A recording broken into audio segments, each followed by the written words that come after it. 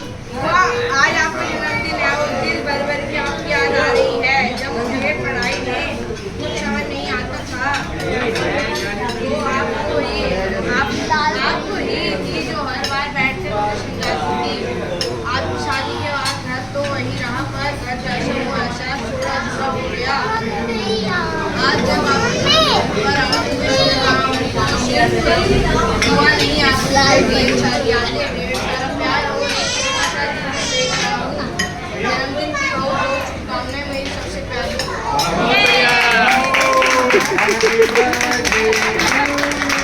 Happy birthday to you.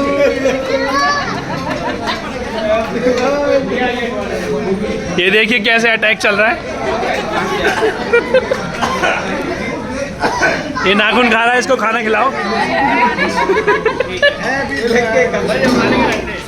Happy birthday.